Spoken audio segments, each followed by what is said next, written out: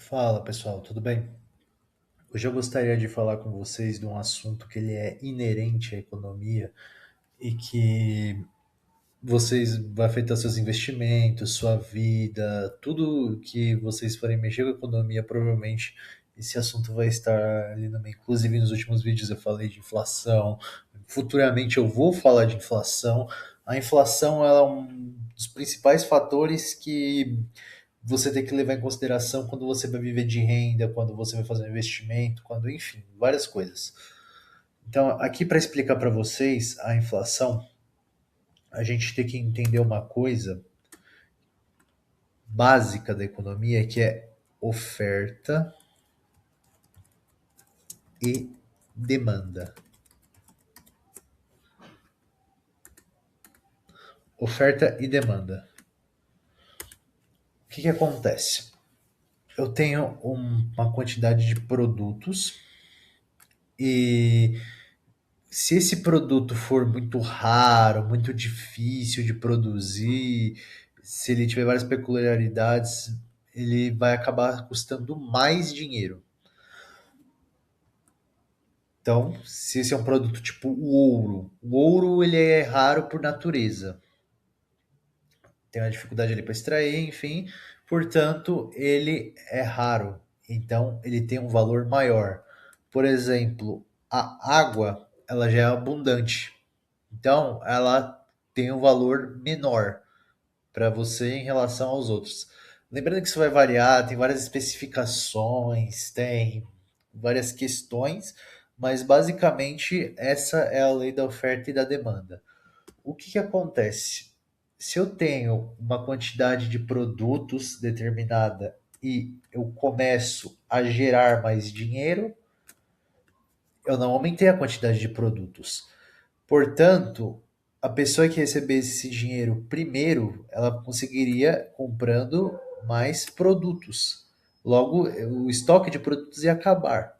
Portanto, para ajustar isso, a produção ela acaba tendo que aumentar. Ela tem que produzir mais. Só que nem sempre isso aí demanda tempo. E nem sempre isso aí vai ser possível. Então, o preço do produto ele vai subir, porque eu tenho mais dinheiro. É oferta e demanda aplicada ao dinheiro. Como o dinheiro se tornou mais abundante, logo ele vale menos. Então, por isso o seu poder de compra cai, porque justamente é aquela velha lei da oferta e da demanda, só que aplicada ao dinheiro que o governo emite. Agora a gente vai explicar uma outra questão que existe, que é como isso ocorre.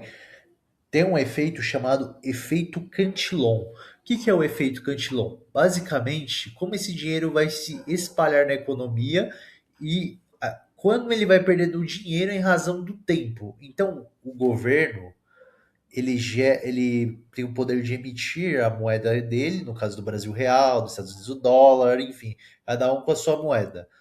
Então, o governo, por meio de créditos, subsídios, ele vai inserir o dinheiro no banco.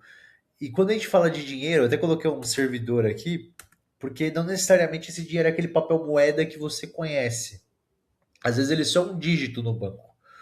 E o banco, ele tem uma outra questão, que é, ele multiplica esse dinheiro. Por exemplo, se uma pessoa depositar esse, vamos supor que não seja o governo, ele depositou esse dinheiro no banco.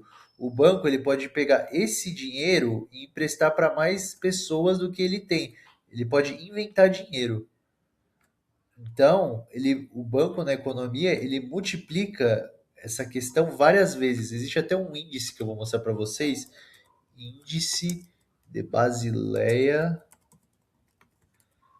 Vou pegar do Banco Itaú, que é um banco conhecidíssimo, enfim, mas ele pode, todos os bancos que emprestam dinheiro vão ter isso. Lembrando que o Banco Central ele tem uma exigência que é que o banco tenha 11% do dinheiro em caixa, em patrimônio próprio, mas ele vai emprestar muito mais do que isso.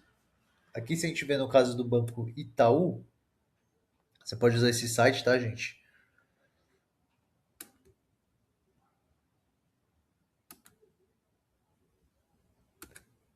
Esse site aqui ele divulga o lucro do banco, enfim. Mas em algum lugar aqui você vai ter o índice de Basileia. Deixa eu ver, Basileia Imobilização. Aqui, tá aqui em cima. Então, o Itaú ele só tem 17,4% do dinheiro que ele empresta no caixa.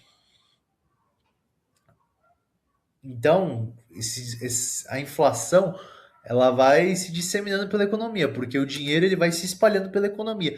E quem recebe esse dinheiro primeiro consegue comprar mais antes das pessoas que estão na ponta da economia, normalmente os trabalhadores, as pessoas mais periféricas, os comerciantes menores, eles conseguem comprar antes dos preços subirem, porque esse dinheiro não existe para a economia.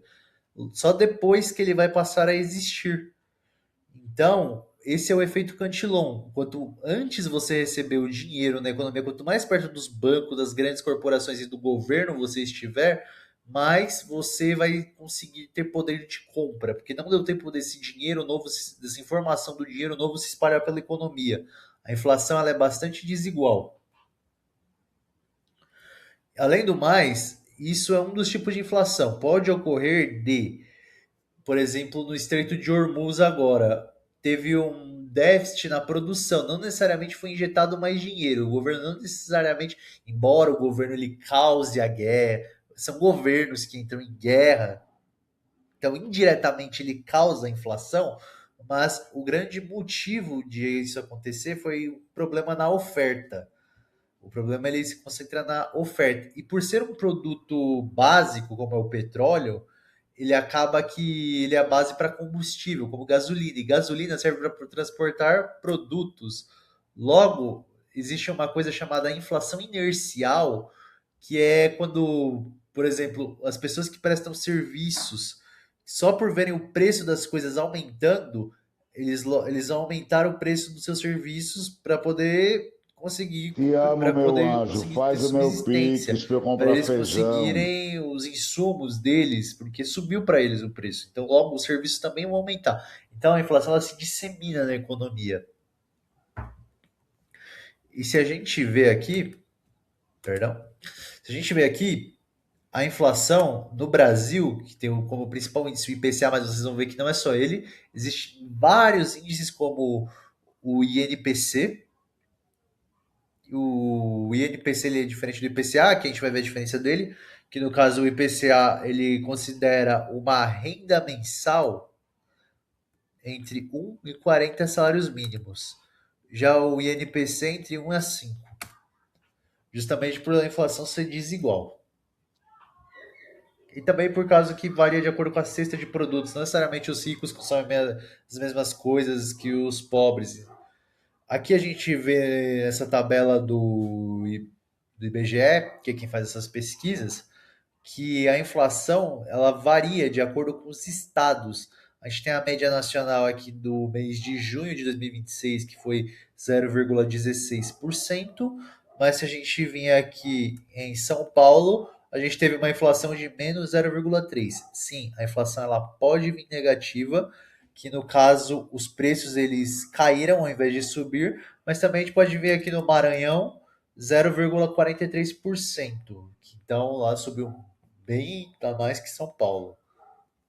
Aqui a gente também vai ver que a inflação ela não ocorre da mesma forma em todas as demandas, assim, serviços e produtos na sociedade.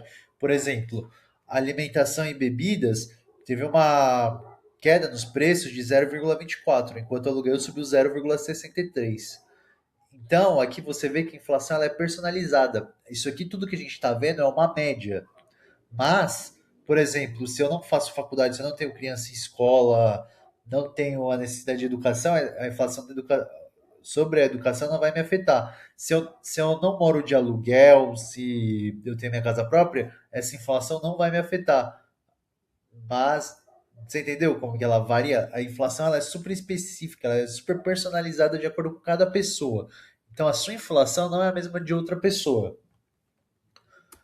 Aqui a gente vai ver uma questão que afeta mais no mercado financeiro, na parte de investimentos, mas também se você for tomar um empréstimo, que é a questão da taxa Selic. A inflação e a taxa Selic andam lado a lado. Vocês lembram que eu falei que quem o governo coloca o dinheiro são os bancos? E os bancos eles emprestam dinheiro, inclusive, a mais do que eles têm? Então, por que, que existe a taxa Selic, que é a taxa básica de juros do Brasil? Para você conseguir fazer com que não fique interessante da pessoa tomar mais empréstimo, que fique caro para ela conseguir dinheiro nos bancos. Então, a taxa Selic ela vai lá em cima, por quê? Porque você não vai ter incentivo para querer pegar dinheiro com o banco. Você vai querer ao contrário, você vai querer economizar dinheiro para deixar ele rendendo esses juros desse tamanho. Então, você de gastar, de você movimentar a economia, não. Você vai deixar o dinheiro paradinho e durante esse tempo a economia ela tende a se ajustando, a produtividade tende a aumentando, tende a porque é um incentivo. O comerciante ele vai querer girar para poder ganhar mais dinheiro. Embora muitas das vezes o crescimento não vai ser muito grande, porque essa taxa de juros ela vai travar da própria empresa pegar empréstimo. Então, se ficar por muito tempo essa taxa de juros, vai dar problema na economia. Aí é a questão do governo controlar o gasto público. A gente vê aqui que tem o IPCA e também aqui a gente vê um caso curioso do que eu falei. Mesmo com o IPCA que ele dando uma subida, o Banco Central ele dá uma cortada na taxa de juros, dá uma calibrada, como eles chamam. Por quê? Porque no caso a inflação aqui ela foi impactada pela aquela guerra que teve lá no Estreito de Hormuz recentemente. E não adianta quando o problema está na oferta você deixar a taxa de juros alta. Só quando o problema é o excesso de dinheiro na economia. Então, por isso que ele deu esse corte. A inflação e a taxa Selic, elas andam juntas. Você tem que olhar uma para você entender a outra, basicamente. E a Selic, ela é um instrumento que o Banco Central tem numa reunião chamada Copom, que se reúne periodicamente para definir ela, para justamente ter esse controle da inflação na economia. É isso que eu queria falar para vocês. Muito obrigado e tchau.